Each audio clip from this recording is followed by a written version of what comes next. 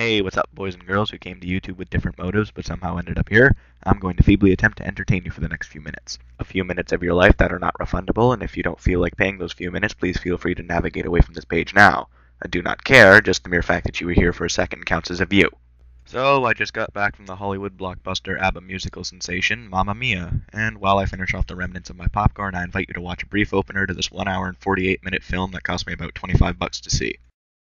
I have a dream, a song to sing, to help me cope with anything.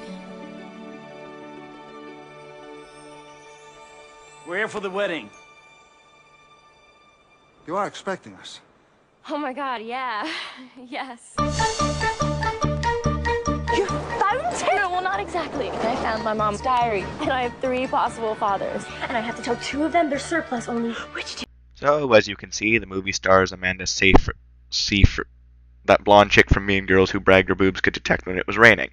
She is getting married, and her whole life she has wanted to meet her father, and has decided the day before her wedding to spontaneously invite the 3 nominees: a rich British dude, an average Irish guy, and a Swedish man who prefers the nomadic way of life. And somehow all 3 of them manage to receive the letters of invitation, reply to them with a yes, and show up on the island the wedding is going to be on, which is in Greece, all in the same day. Oh yeah, they're played by Colin Firth, Stellan Skarsgård, and that guy from James Bond who is now over the hill and is replaced by Daniel Craig, or James Blonde as I like to call him. However, while I was sitting in the theater, I felt really out of place because as I was looking around, I noticed the whole theater was packed with old women, and it started to make sense at why as the movie went on. This movie is not much about Amanda's character, as the previews tried to pass off, and more about the old women in the movie, being Meryl Streep, Julie Walters, and Christine Baranski. To any older viewers that are offended by me referring to these actresses as old women, I apologize. So the 3 alleged men who knocked Meryl up show up, and Meryl instantly thinks God hates her and sent these 3 men to ruin her daughter's wedding. But everyone has a merry old time anyway. Also, the whole musical factor hangs thick in the air with this movie because many characters will randomly burst into song and any passerby will drop whatever they're doing to join in, and no one seems to find anything objectionable about that behavior. You are the dancing queen, young and sweet, only 17. Dancing queen, feel the beat from... I must say though, no one really gets left out in this film, maybe with the exception of Amanda's 2 friends who sang a song with her at the start of the film, then disappear until the end. Everybody gets a song in this movie though. Everybody. And the sight of James Bond putting away his gun to sing SOS did not exactly do wonders for everyone's impression of him, although he already may have ruined that with his god-awful performance in Mars Attacks.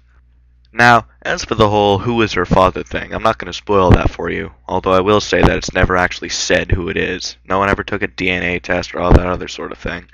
But at the end of the movie, you know.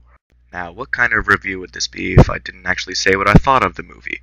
Overall, I thought it was decent, and it gets extra points in my book because it's a musical, and I love musicals, and there's not enough musicals made into movies for my liking.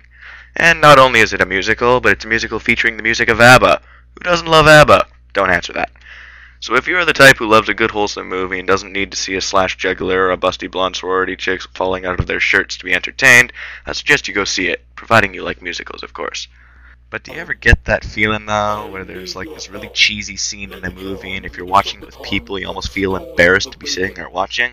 Well, that happens a bit in the start, but I guess you eventually get used to the idea of the maids, who all seem to be Spanish for some reason, even though this movie is in Greece, throwing their towels and cloths aside to join in a rendition of Dancing Queen.